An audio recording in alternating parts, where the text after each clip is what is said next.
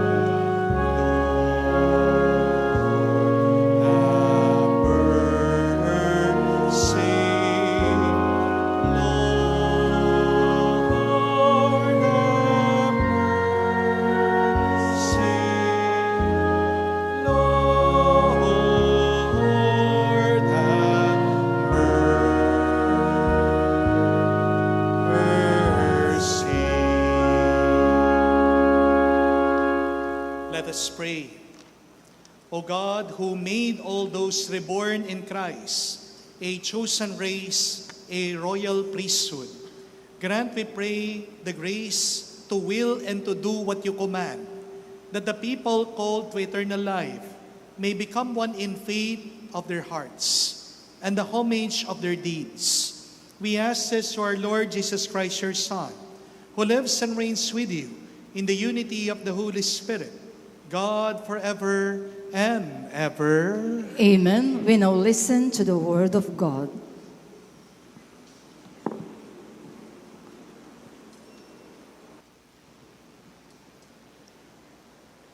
A reading from the book of the prophet Jeremiah. I knew their plot because the Lord informed me. At the time, you, O Lord, showed me their doings. Yet I, like a trusting lamb, led to slaughter, had not realized that they were hatching plots against me. Let us destroy the tree in its vigor. Let us cut him off from the land of the living, so that his name will be spoken no more. But you, O Lord of hosts, O just judge, searcher of mind and heart, let me witness the vengeance you take on them, for to you I have entrusted my cause. The word of the Lord. Thanks be to God. O Lord my God, in you I take refuge. O Lord my God, in you I take refuge. O Lord my God, in you I take refuge. Save me from all my pursuers and rescue me, lest I become like the lion's prey, to be torn to pieces with no one to rescue me. O God, O Lord my God, in you I take refuge. Do me justice, O Lord, because I am just, and because of the innocence that is mine. Let the malice of the wicked come to an end, but sustain the just. O searcher of heart and soul, O just God. O Lord my God, in you I take refuge. A shield before me, God, who saves the upright of heart. A just judge is God, a God who punishes day by day. O Lord, my God, in you I take refuge. We now honor the Holy Gospel.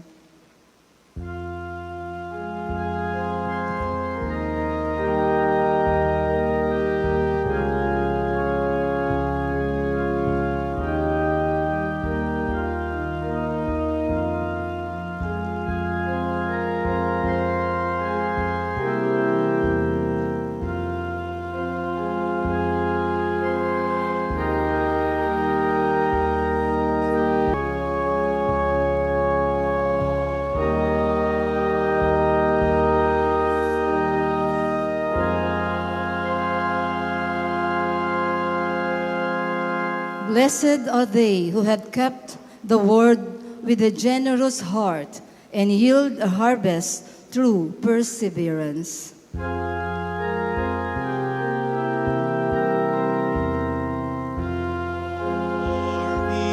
and praise to you. Heard these words of Jesus said, "Truly, this is the prophet." Others said, "This is the Christ." But others said, "The Christ will not come from Galilee, will he? Does not Scripture say that the Christ will be of David's family and come from Bethlehem, the village where David lived?" So a division occurred in the crowd because of him. Some of them even wanted to arrest him, but no one laid his hands on him. So the guards went to the chief priests and Pharisees, who asked them, "Why did you not bring him?" The guards answered, "Never before has anyone spoke like this man." So the Pharisees answered them, "Have you also been deceived? Have any of the authorities or the Pharisees believed in him? But this crowd which does not know the law is accursed." Nicodemus, one of their members, who had come to him earlier, said to them, "Does our law condemn a man before it first hears him and finds out what he is doing?" They answered and said to him, "You are not from Galilee also, are you? Look and see that no prophet arises from Galilee." Then each went to his own house. My dear friends, the good news of our salvation. Praise to you, Lord Jesus Christ. Noong umpisa po ng Kwaresma, pinasa po natin ang Ebanghelyo at may paalaala ang ating Panginoong Jesucristo sa atin. 3 gawain sa panahon ng Kwaresma. At tinatawag po natin ito sa ating simbahan, the 3 pillars of Lent. 3 gawain sa panahon ng Kwaresma: prayer, fasting, and almsgiving. Panalangin, pag-aayuno, at pagkakawang gawa. Pero, kung titignan niyo pong mabuti, bakit pinapagawa sa atin ang 3 bagay na ito? Dahil malaking tulong sila para sa kalusugan ng ating kaluluwa. Sabi ko po kanina, ang pinaka nagbibigay ng sakit sa ating kaluluwa ay kasalanan. Chinek up natin ang ating kaluluwa, ang ating isip, ang ating puso. Pero aminin natin na tayong lahat ay may sakit sa ating kaluluwa. Ibig sabihin, lahat tayo ay may pagkakasala. Amen? Meron po ba dito walang kasalanan? Wala. Lahat tayo may pagkukulang, lahat tayo may kasalanan. Kaya ibig sabihin, lahat tayo may sakit sa ating kaluluwa, kaya naman hindi mo maiwasan, may sakit din ang iyong katawan. Kapag nalaman mo ikaw ay may sakit, magandang uminom ng gamot. At ano ang prescription, gamot ng doktor? Ito po ang 3 bagay na ito. They are our medicine for our ailing soul. They are also the medicine for our sick bodies. Ang unang gamot ng isang kaluluwang may sakit ay panalangin. Kapag hindi ka nananalangin, anong ibig sabihin? Merong kang kayabangan. At tandaan niyo po, the mother of all vices, ang pinaka-ina ng maraming kasalanan ay kayabangan, kataasan ng loob. Kapag ikaw ay nananalangin, ibig sabihin ikaw ay nagpapakumbaba sa Diyos. Meron pong isang kwento tungkol po sa isang healer na pari. Hindi po ako yon, ha? No, hindi po ako itong kwentong ito. Ito pong pari talagang nakakapagmilagro, gumagaling po yung mga tao sa kanya. Kaya lang po, merong kakaibang proseso o merong kakaibang paraan itong pari pag siya'y naghihiling. Kapag nagpapagaling po siya sa mga tao. Kasi magle-lay hands po siya at pagkatapos saan man pong masakit na parte ng katawan ng tao, hinahalikan niya. Kaya tatanungin niya, saan po kayo may sakit? Father, masakit pong ulo ko. Pagdadasal, pagkatapos ikikis niya. Gumagaling naman po. No? Saan po masakit? Father, masakit ang aking balikat. Pray over po. Tapos sa lapitan, ikikis. No? Saan po masakit? Father, may gout ako. Kahit po paa, ha? Sige po, alisin niyo yung medyas niyo. No? Pray over, hahalikan yung paa. Minsan nga po, pati dibdib.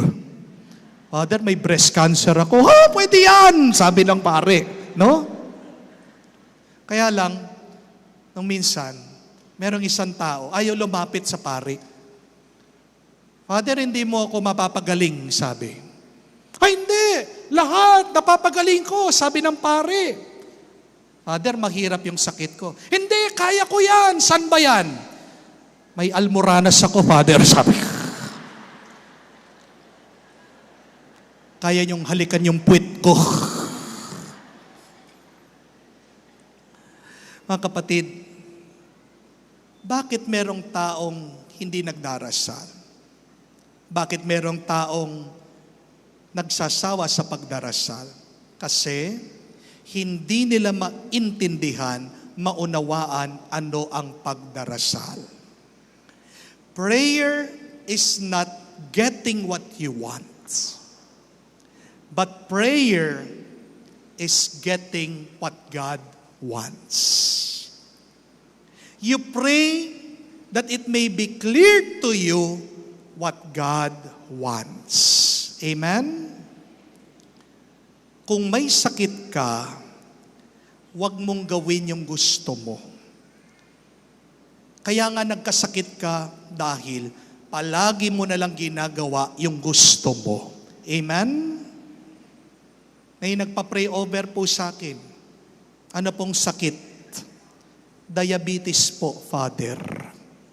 Tinanong ko, anong paborito mong kinakain? Soft drinks po. Yun pala, sabi ko. Ang tanong ko po sa inyo, sige po, pagdarasal ko kayo. Mangangako po ba kayo na pagkatapos ko kayong pagdasal, hihintuan nyo na o babawasan nyo yung soft drinks?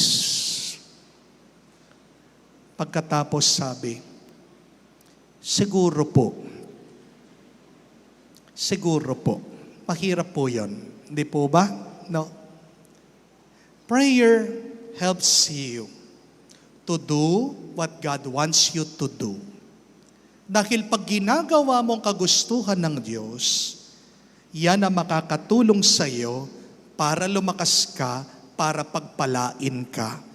Kasalanan mo, bakit nakarating ka dyan? Pero pag sinusundan mo kagustuhan ng Diyos, hindi ka niya hahayaan na mabigatan, mahirapan. Amen? Prayer is different from claiming. Minsan kasi meron po mga pinagdarasal, ano sinasabi nila? I claim it, Father. I claim it. Gumagana po sila. Sinasabi niya po yon, no?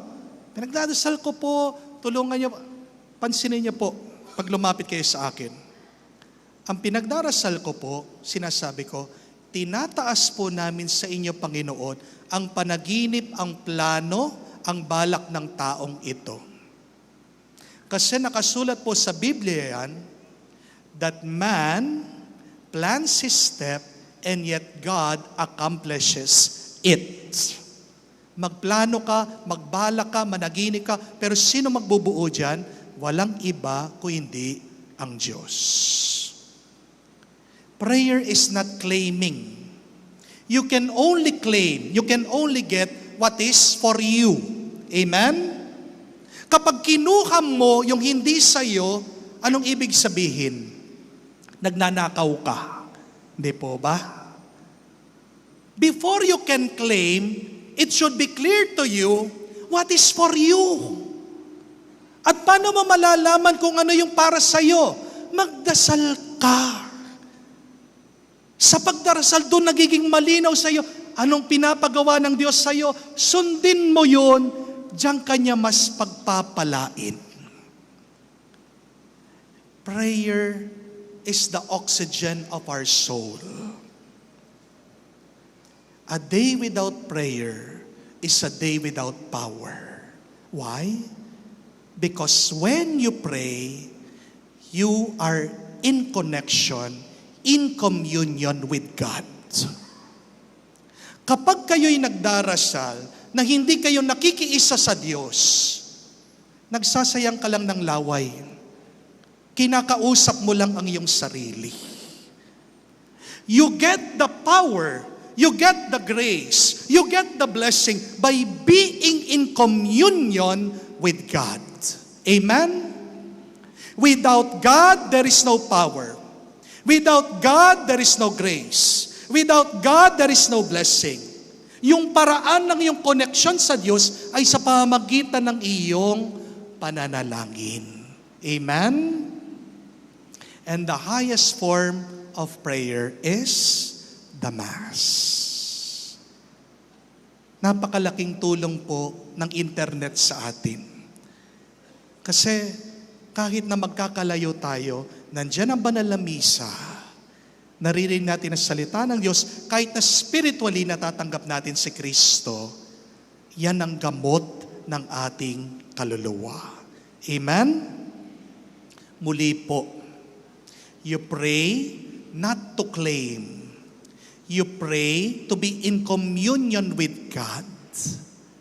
Kapag yung bata may sakit, mas gumagaling yung bata kapag siya ay nakalapit sa kanyang ina, kapag inaalagaan siya ng kanyang magulang. Hindi po ba? May napanood po ako, pinanganak na bata. Kahit na paano paluin ng mga doktor, hindi umiiyak. Sinabi sa kanyang ina, wala na po, patay na po. Pero ano pong ginawa ng nanay? Kahit na sinabi nila patay, kinuha niya, niyakap niya, tinatapik-tapik niya, kinakausap niya yung kanyang anak, yung sanggol. After seems an eternity, 30 minutes, biglang huminga yung anak niya. Kaya nagkakasakit ka kasi kulang ka lang sa spirito ng Diyos. Kaya isang prescription ng mga doktor, di ba? Mami, magpahinga ka. Tatay, magpahinga ka. Ano yung pahingang yun? Yung nakahiga lang? Hindi. Ang tunay na hininga ay tinatanggap mo ang hininga ng Diyos. Baka nagkaganyan ka, nagkasakit ka kasi lumayo ka na sa Diyos. So the more that you pray in communion, in connection with God, the more you'll be strengthened, the more you'll be healed, the more you will recover. Amen?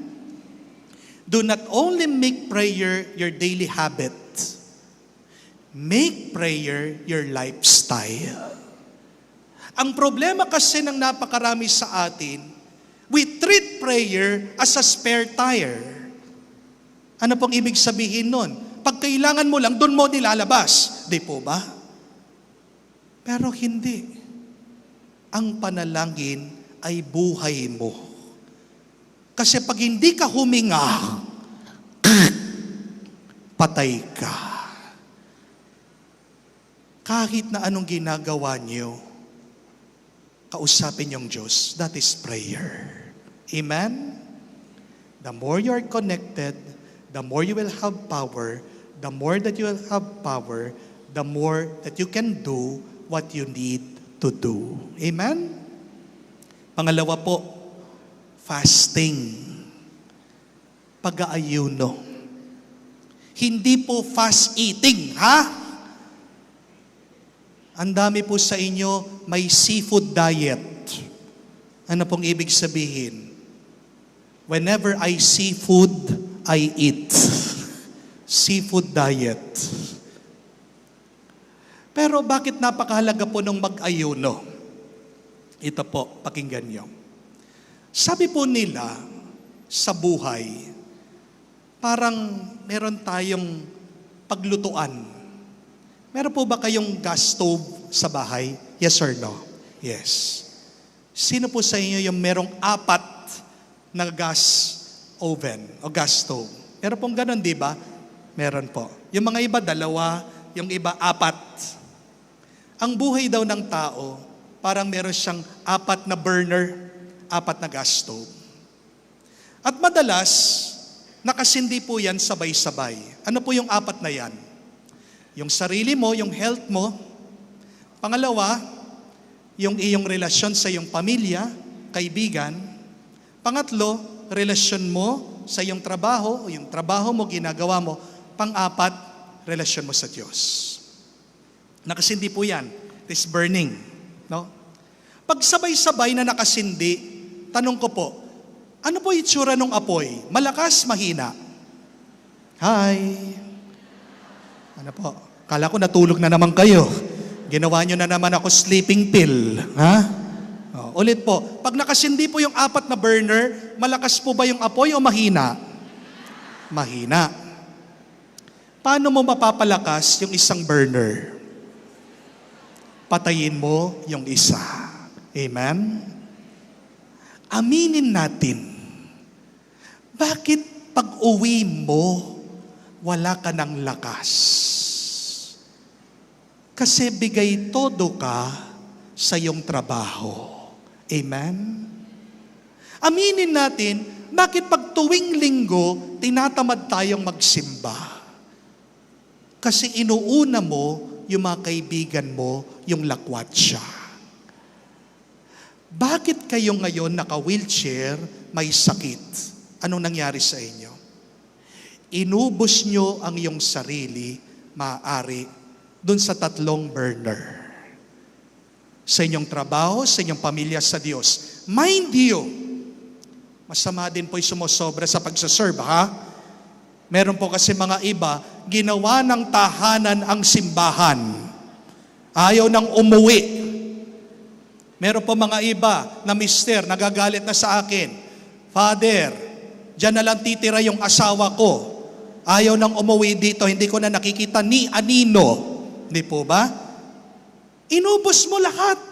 Ang iyong sarili, hindi ka nagtira sa'yo. Hindi masama ang nagtitira para sa sarili. Amen? Kasi paano mo magagawang kagustuhan ng Diyos kung ubos ka? Kailangan punuin mo ang iyong sarili bago mo punuin ang iba. Ano yung kasabihan? You cannot pour from an empty cup. Amen? Kaya tayo nag-aayuno, ibig sabihin nagsasakripisyo, pinagpapaliban mo muna para lumakas yung ibang burner ng iyong buhay. Hintuan mo muna. Bawasan mo pagtatrabaho mo. Hintuan mo muna yung pagbibisyo mo. Nangangailangan din po ng lakas ang pagkakasala. Di po ba? Kala niyo po ba nag-i-enjoy yung mga manginginom? Ang pait-pait kaya ng alak. Di po ba? Kailangan po yung enerhiya, mababurn po yung alak. Yung mga may kalaguyo, yung mga merong number 2, number 3. Madali po bang nagtatago? Madali po bang meron kang tinatagong sikreto? Yes or no? Mahirap. Mahirap po nagsisinungaling. Dapat consistent ka. Hindi po ba? Kaya nagkasakit ka kasi yung lakas mo, dinala mo sa iba na hindi naman kailangan. 4 na yung burner mo. Kinonekta mo pa. Gumawa ka pa ng pang-5 burner. Yan yung sikretong buhay mo. Amen? Alisin mo muna yun. Putulin mo. Para dun sa 4, malakas yung apoy. Kasi kung hindi mo papatay yung isa, kung hindi mo bibigyan ng panahon magpahinga yung isa, darating ang araw, yung 4 sa buhay mo, mamamatay lahat ng yan. Amen? What do you need to stop to sacrifice first? Spend more time loving your family. Spend more time loving God. Amen? Alam niyo po, ang trabaho, hindi mawawala yan. Palaging meron tayong ginagawa. Palaging meron tayong trabaho. Pero ang tanong ko, pag nagkasakit po ba kayo, inaalala kayo ng trabaho nyo? Yes or no? Pag kayo po nadala sa ospital, kayo po ba'y inaalala ng boss nyo? Maaari. Konti lang.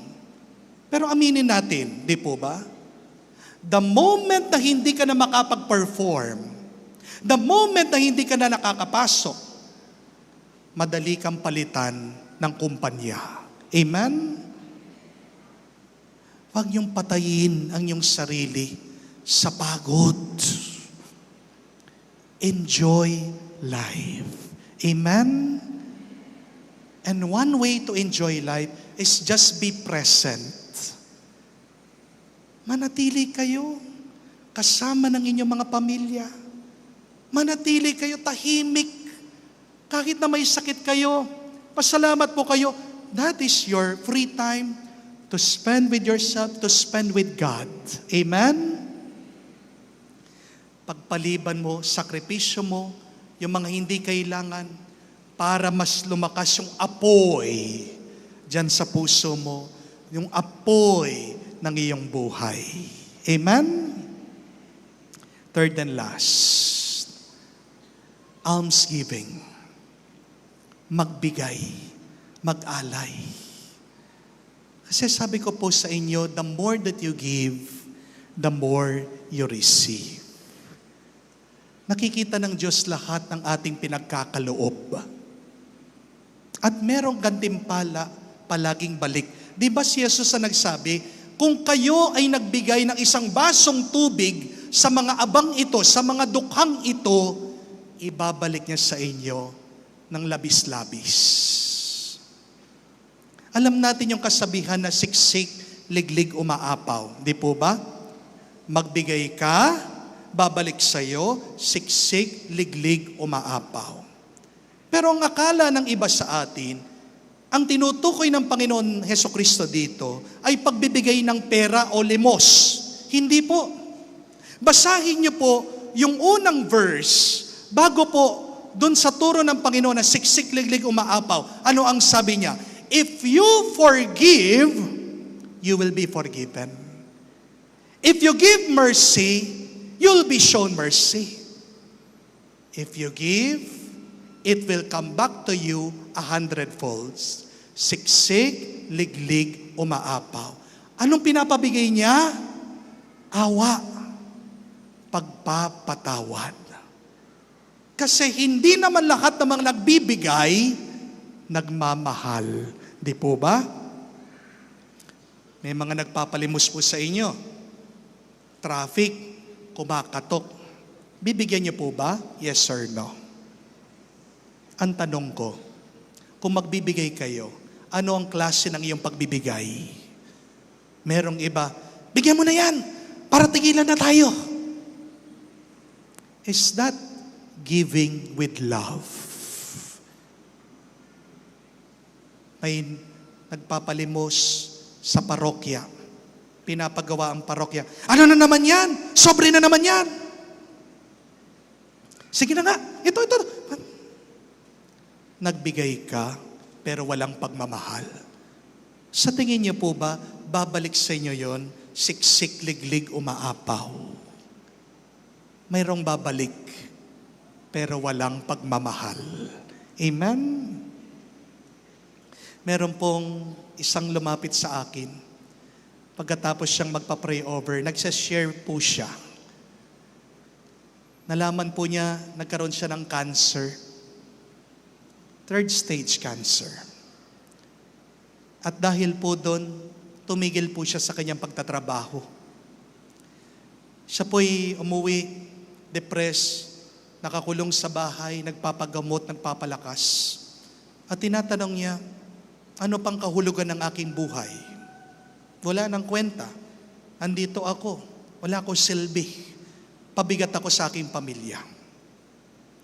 Pero, doon po sa malapit sa kanila, meron pong orphanage. Bahay ampunan. Kaya naisip niya, pag wala siyang ginagawa, bibisita siya, pupunta niya yung mga bata. At kahit na nangihina siya, ginagawa po niya, nakikipaglaro po siya sa mga bata. Tumutulong po siya nagwawalis. Dahil may kaya naman po siya, nagdo-donate po siya, nagpapakain siya sa mga bata. At alam niyo po kung ano nangyari sa kanya. It was a miracle. She discovered that she was healed from her cancer. She became cancer-free. By the grace of God and by the goodness of her heart. Gumagaling ka kapag nagbibigay ka. Baka ikaw ay binigyan ng sakit. Kasi ano sinasabi ng Diyos? Ang dami mo nang inipon eh. Magbigay ka naman, mag-share ka naman. Ano po ang pinagmumula ng karamihan sa mga sakit natin? It is because of excess. Sobra-sobra ang iyong kinakain, ang iyong ginagawa. Hindi po ba? Sino pong mas mataba? Mga tatay o mga nanay? Sino pong mas mataba? Nanay, tatay? Nanay. Bakit? Kasi pag sobra yung pagkain, sayang, ba't din nyo kinain to? Sayang. Ingatan niyo yung mga sarili niyo, wag naman sobra-sobra ang pagkain. Wag naman sobra-sobrang iyong ginagawa. Kahit na tayo ay humihingi ng sobra-sobra sa Diyos, tandaan niyo po ito, pag pinagkalooban ka ng Diyos ng sobra-sobra, yan ay pinagkakatiwala lang niya sa iyo. Kaya binigyan ka ng sobra-sobra, naniniwala ang Diyos na sa pamamagitan mo, makakatulong ka sa iba. Pero ikaw ay ginigising lang ng Diyos. Sa pamamagitan ng iyong sakit, anong sinasabi niya? Sumobra ka na. Magbigay ka naman sa iba. At pag nag-alay ka, nagbahagi ka, doon nagiging mas magaan ang iyong kaluluwa, ang iyong pangangatawan. Give with love, you will be healed. Give with love, God will bless you more. Amen? Matatapos na po ang Kwaresma, pero hindi ibig sabihin, balik sa dati pa rin tayo. Matatapos ng Kwaresma, sana pagpatuloy pa rin po natin ang prescription ng Diyos sa atin para mas lalo tayong gumaling. Palagi tayong manalangin, mag-ayuno ka pa rin at magkawang gawa, magbigay, mag-alay sa iba. At huwag ka nang babalik sa kasalanan. Kasi ano ang sabi ng Panginoon? Do not sin anymore so that nothing worse will happen to you. Dahil sa kasalanan lumalala ka, stop na, hinto na, magbagong buhay ka na. Pag ako po'y naghihiling, kapag meron nagpapapray over sa akin, palagi kong tinatanong sa mga may sakit, ano ang gagawin mo kung gagaling ka? Ano ang gagawin mo kung gagaling ka? Kasi diyan magdidepende ang pagpapalakas mo. Kung hindi klaro sa'yo, hindi ka muna papagalingin ng Panginoon. Kasi meron mga iba, pag gumaling, walang utang na loob sa Diyos, bumabalik sa pagkakasala. Amen? Kung gusto mong gumaling, mangako ka. Sabihin mo, Panginoon, kung gagaling ako, magiging mas tapat ako, magiging mas mapagmahal ako, kamukha mo. At diyan mag-uumpisa, unti-unti mararamdaman mo, ang kagalingan mo, babalik ang kalusugan mo, babalik ang iyong lakas. Yan ang pagpapala ng Diyos. So I hope and pray, let us pray together in this Mass, that we continue praying, fasting, and doing almsgiving, so that we would be strengthened, we would recover, we will be blessed more by God. Dito po sa ating pagsasama, pagtitipon, nagpapasalamat na tayo agad, at dahil tayo'y pinagkakalooban na ng biyaya ng Diyos. Palakpakan po natin at pasalamatan natin ang Panginoon. Tumayo po tayo. From His retreat beyond the Jordan, Jesus determined to go back to Jerusalem to face His destiny as the Savior of the world. Let us prepare to welcome Him as the Son of David. We pray. Lord, hear our prayer.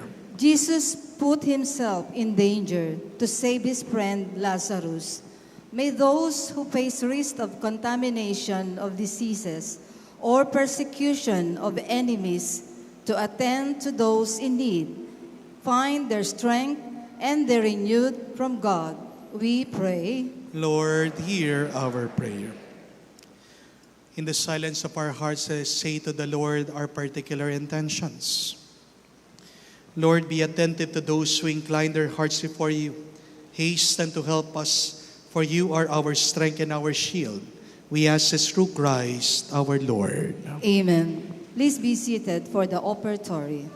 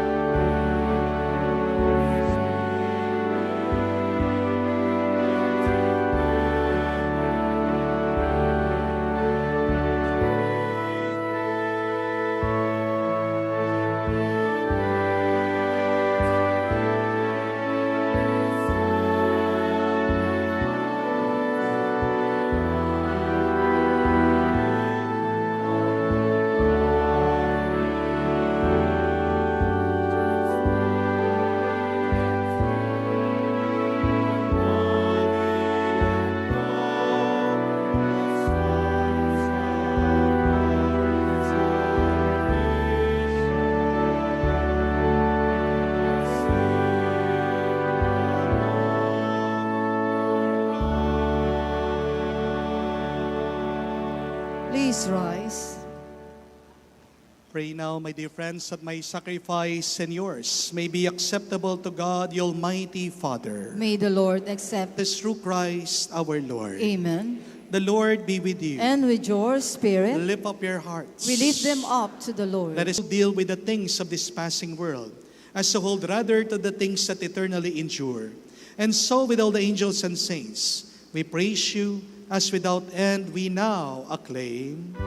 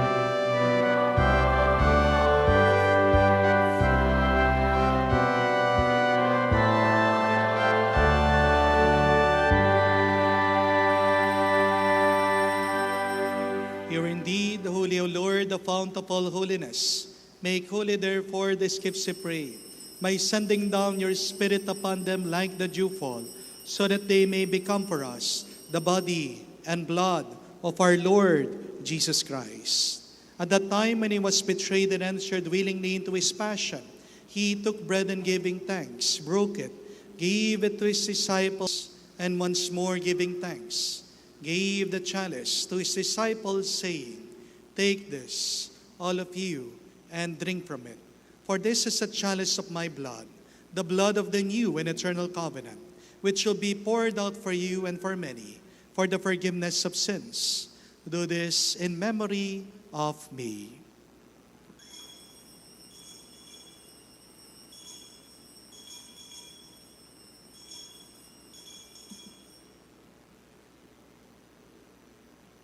The mystery of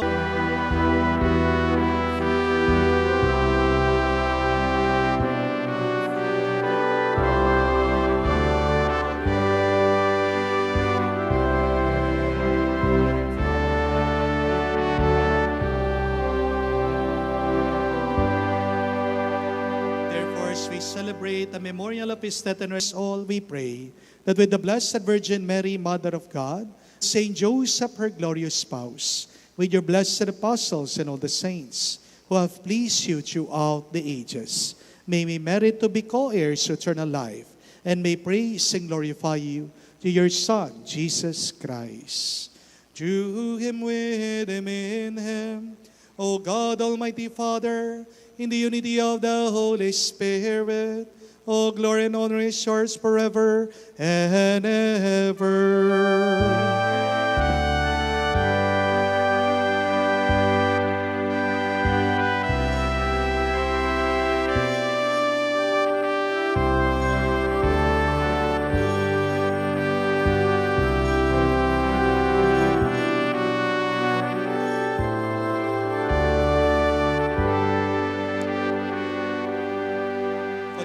And confidence, our loving Father, let us now pray to the words that Jesus taught us.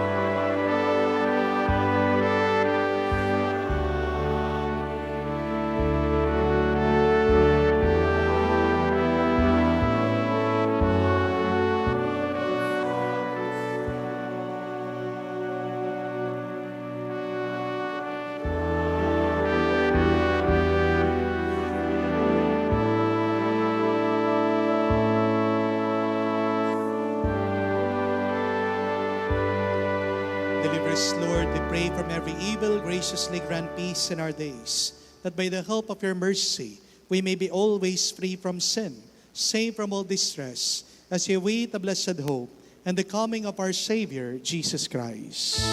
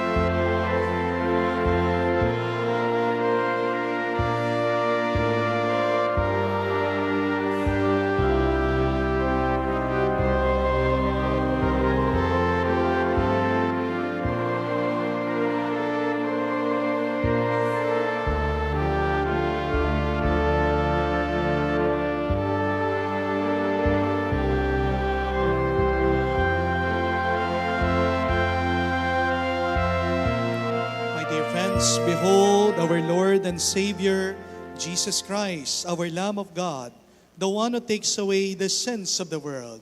Blessed are we now called to be with him in the banquet of the Lamb. Lord, I am not worthy that you should enter under my roof, but only say the word, and my soul shall be healed.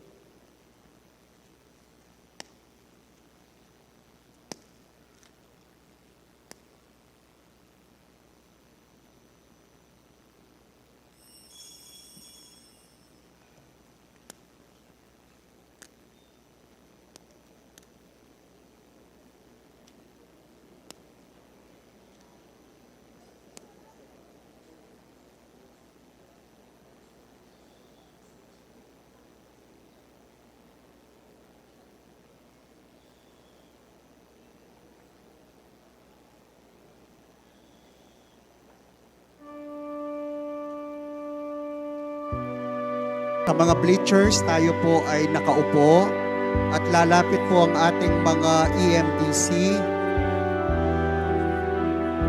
At dito naman po sa gitna, hintayin po natin ang mga EMDC. Meron silang mga flags na dala. Doon po tayo tatanggap ng banal na communion.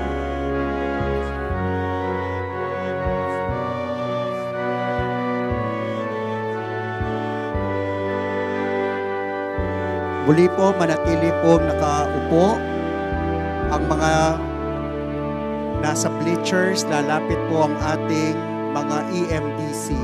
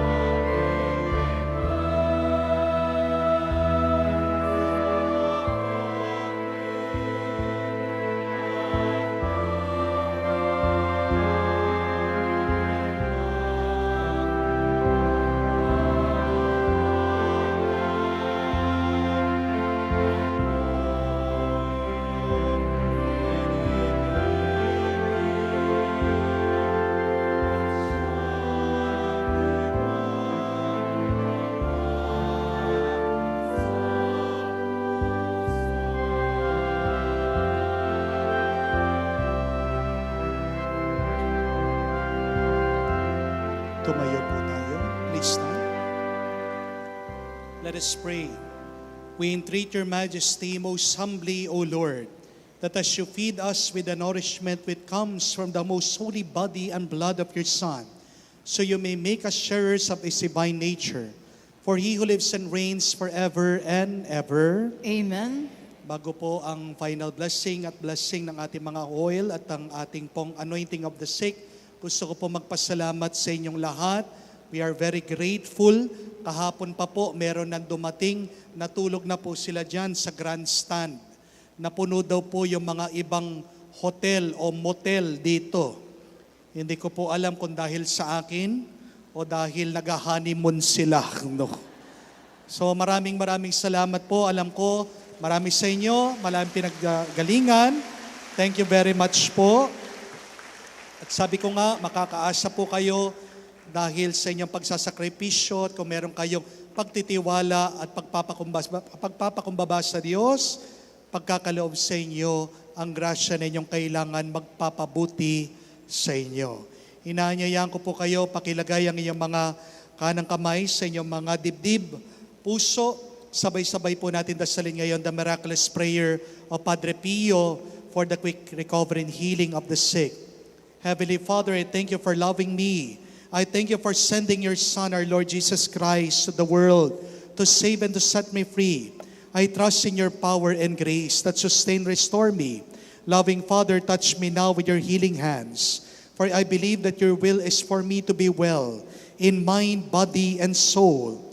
Cover me with the most precious blood of your Son, our Lord Jesus Christ, from the top of my head to the soles of my feet. Cast out anything that should be in me. Root out any unhealthy and abnormal cells. Open any blocked arteries or veins.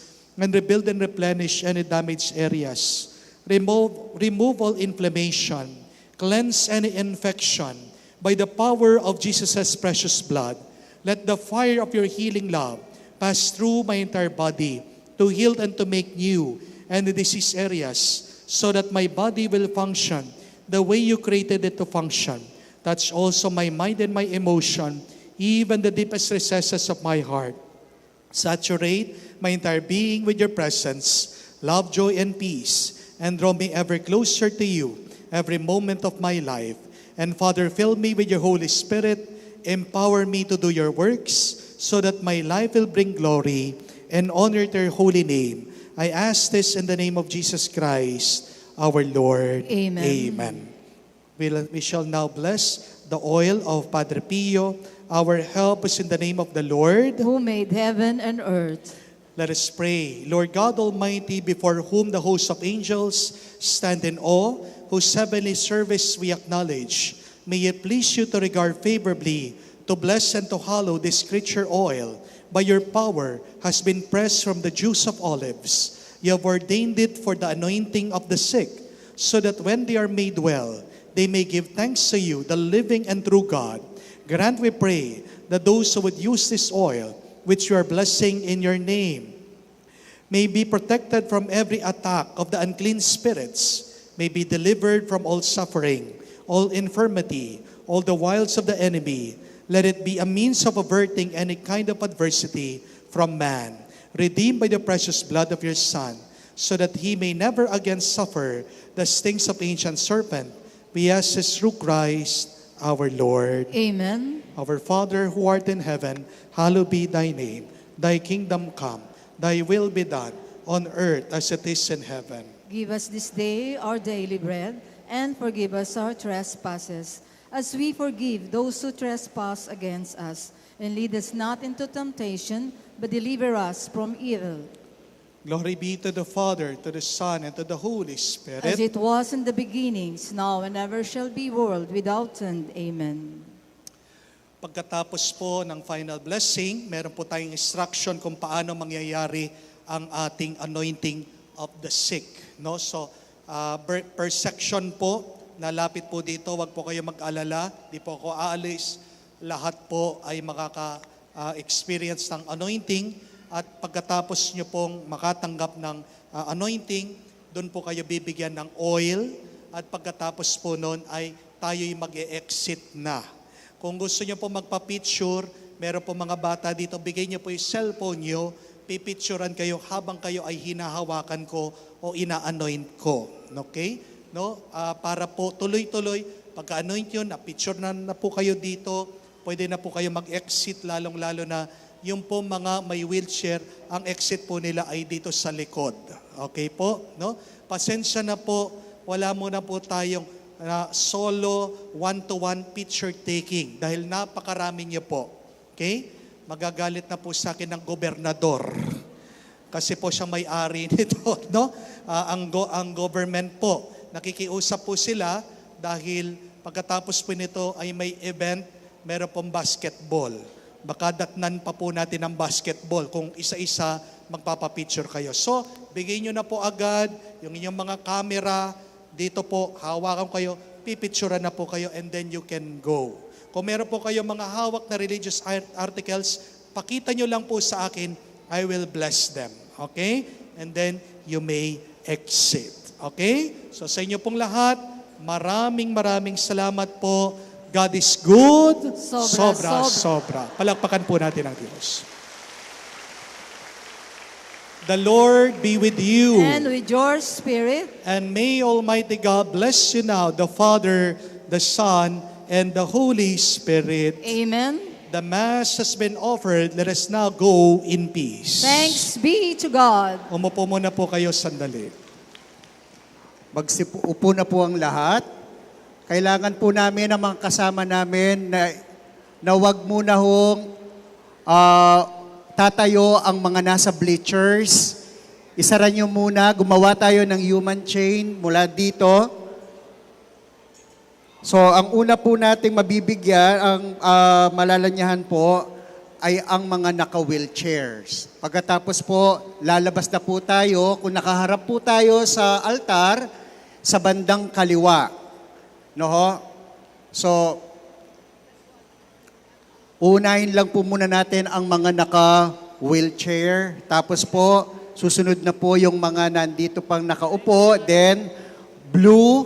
After ng blue, pink, red, orange, yellow, violet, yellow-green, light blue. At tapos po, yung mga nahuli na nandun po sa main door, yun po ang huling tatanggap. And then po, yung green, maghintay din po dahil tayo po ay taga-parokya ni Father. So, stay lang po tayo. No ho? So, yung mga nais pong tumulong para gumawa ng human chain, para wala pong makasingit, no ho? Dahil po unfair po doon sa mga naunang dumating. No ho? So, kailangan din po lahat tayo. Sabay-sabay naman ho tayo matatapos at makakatanggap ng anointing of the sick coming from our priest and also the holy oil.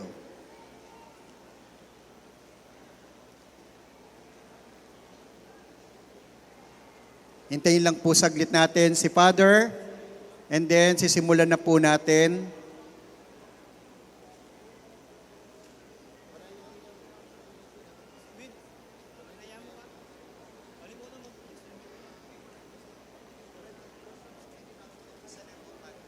Okay, so yun lang po munang mga naka-wheelchair, no, ang bibigyan ng anointing. So dito po magsisimula para po makadaan po. Tulungan na lang po natin sila paglabas, no? Kailangan po natin ng at least a background song. Pagtapos lang po.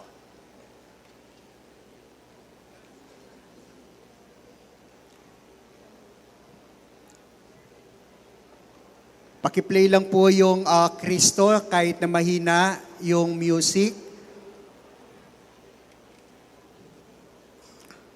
So manatili lang po tayo no, na nakaupo. Kapag natapos na po, doon maaari na po tayong lumabas para po mabigyan pa natin ng space ang mga hinihintay natin. Yung ibang pong naghihintay.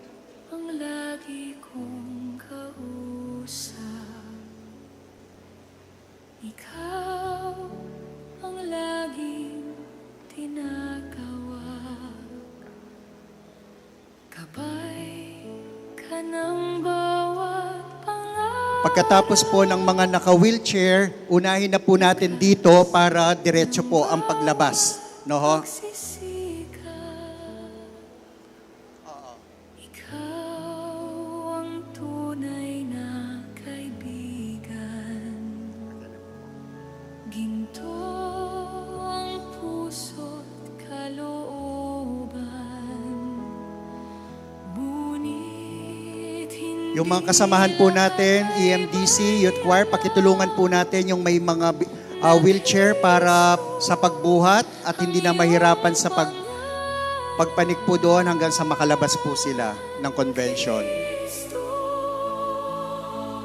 Kristo, Dito po. bakit minsan ka lang nakikilala? Ang paglabas po lahat dito po sa kaliwa, sa harapan ng altar, sa kaliwa po.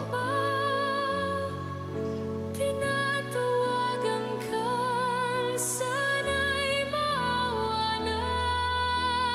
Kristo, Kristo, kulang pa ba ang pag-ibig na tulad mo? Bakit ba ang mundo ngayon'y gulong-gulo? Anong dapat gawin? Kami tulungan mo.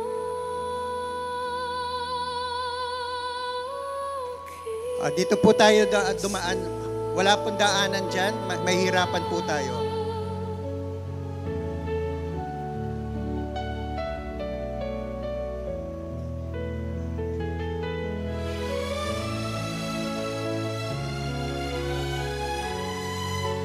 Yung naka-wheelchair po. Unahin na ho natin yung mga naka-wheelchair. Dito na po yung mga naka-wheelchair. Ikaw ang tunay na kaibigan. Gintong puso. Tapusin lang po natin hanggang dito tapos mamaya pipila na para ho mabilis. No? Mapapagod si Father kung isa-isahin po tayo dito. May alam na Kristo ang iyong tunay. Yung mga naka-wheelchair muna po. Yes.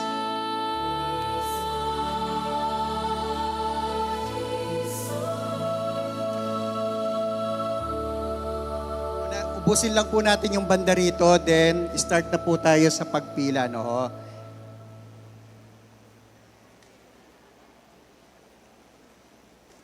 Yung po music, paulit-ulit na lang po natin i-play. No? Ho?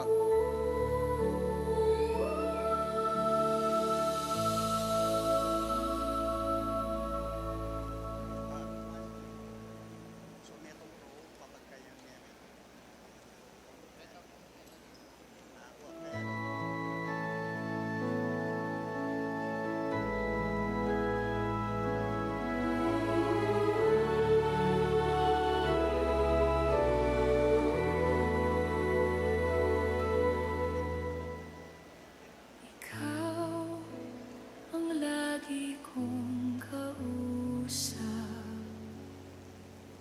Ikaw ang lagi Ngayon po, habang yung area po na to, pwede pong tumayo na, pumila na ho dito. Ito muna ang first line po, first line. No, ho.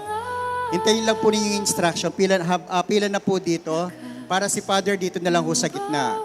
Next line po, dito rin po. Ito po linya muna ito. Ito muna po, ito muna ho linya na to. tunay na kaibigan. Pila na po dyan. Ginto ang puso't kalooban. Wag lang po, basta't po maupo lang muna kayo. Instruct na lang po namin kayo isa-isa. Lahat ay Altar servers, kailangan yata ng picture. So, tulungan ninyo rito yung nasa gitna.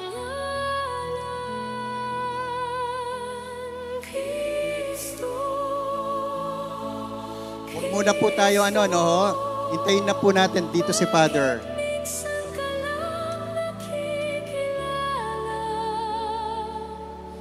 Kapag nakadama ng dusa't pangamba,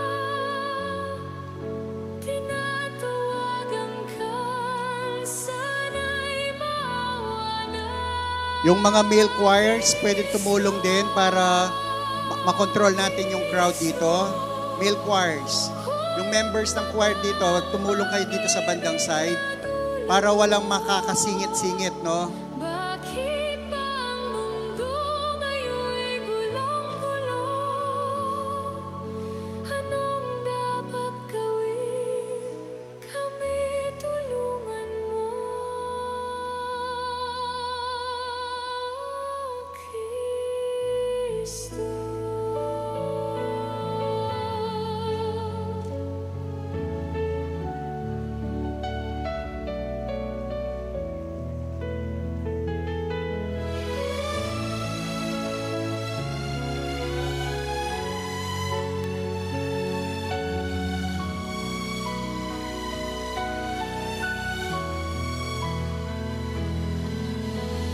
Ikaw ang tunay na kaibigan, gintong puso't kalooban. Ngunit hindi lahat ay may alam na Kristo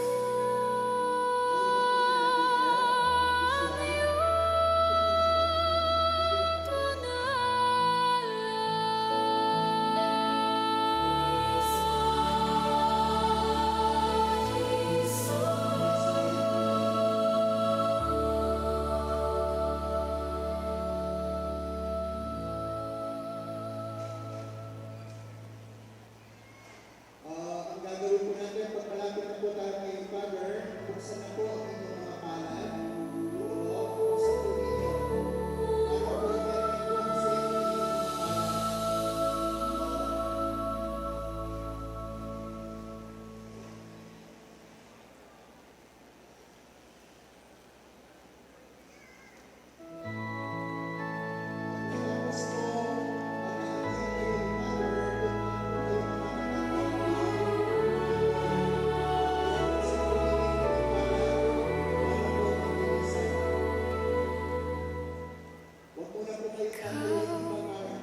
ang lagi kong kausap.